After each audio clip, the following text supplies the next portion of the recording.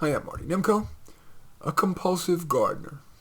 When I garden, I can be as compulsive as I like without pissing anyone off. For any other crazies out there, well, here is the method of my madness. Varieties. I get maximum pleasure with minimum sweat by compulsively selecting varieties. Say I want to grow a tomato. I'll search Google on tomato seeds, review catalog listings, and when a candidate emerges, Google that variety, maybe including my USDA zone. That's the U.S. Department of Agriculture Zone 10A in my case. I'm lucky to live in the San Francisco Bay Area. That's the best thing about the area is its weather. And I only go with varieties that are acclaimed pretty widely as highly rewarding.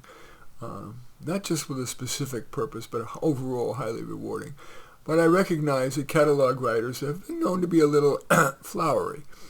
My first choice for seeds is usually the Swallowtail website, but often I'll succumb to a bargain, getting seeds on eBay or Etsy, although the germination isn't as reliable. Favorite varieties? Jenna's Golden Girl Tomato, Jenna Lee's Golden Tomato. It's D-J-E-N-A. A very good tasting, full-size yellow tomato. Orange Peruvian, orange small cherry tomato. Sun Sugar, a yellow tomato. And Preciosa Red Zinnia. Some plants, like roses, are better grown from plants, not seeds, so Google rose plants online. And favorite rose varieties, Rainbow's End, Dragon Fruit Sunblaze, Oh So Easy Italian Ice, and Mini Pearl. I love deep red or purple geraniums, which are available at big box stores. Impatiens in many colors are the perfect shade plant. For shade, they don't shade, they're tiny. They're only 6 to 12 inches tall, but they're perfect for growing in shade. Available in many colors at big box stores. Turning to location, for most plants, including tomatoes, the more sun the merrier. For roses, if its flowers have fewer than 20 petals, say, half-day sun. More than 20 petals, full day. I told you I'm compulsive. Soil and feeding. In recent years, they tell you to minimize messing with the native soil. You see, if you amend the planting hole with all sorts of goodies, the plant wants to stay there, whereas in native soil, it'll spread out and do better in the long run. I take a more moderate position. It strikes me that when a plant's starting out, like a child, it could use hospitable surrounds, little babying. So I typically dig out about a 1 square foot of soil, mix a quarter of the compost and a handful of time-release fertilizer in the soil that I pulled out. Most any will do, any fertilizer. And that works whether your soil is clayey, sandy, or even perfectly friable. That is, can kind of be nicely crumbly. Watering. Your finger is more accurate than a watering meter. With new plantings, I water when the soil feels dry a ½ inch down. A few weeks later, 1 inch down. And a few weeks after that, 2 inches down. I hadn't realized that it takes a year of watering before a plant's established. So after those first few weeks, I water once or twice a week, unless it rained. If the temperature is up in the 90s, I'll water as often as daily. Even though I have an automatic watering system at my house, I like hand watering. It's more individualized, and I get to see the day's growth. It's also a way to relax in between my crazy busy life. All watering is deep.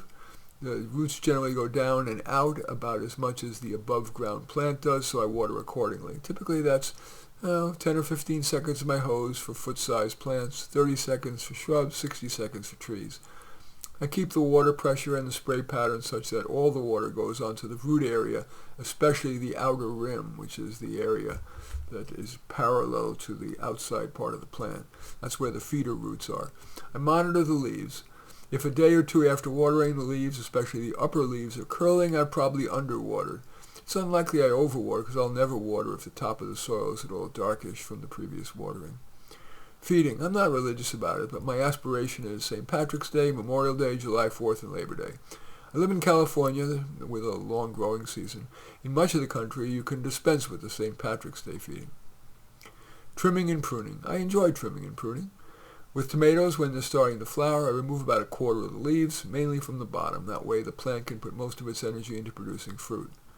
When cutting flowers, I cut to just above a growth eye. That's a nub, just above a set of leaves. It's usually reddish or green, just small, it's tiny.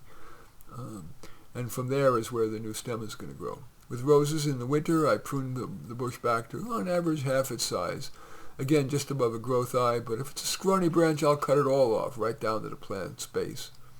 At the end of the growing season, I happily dump any plants that didn't justify my effort. Why happily? Because that makes room for my next experiment. In any event, that's a Compulsive Gardener. As usual, I welcome your thumbs up and accept your thumbs down. I always look forward to your comments, and especially like it if you hit the share button below. Share on your social media so that my efforts can have broader impact.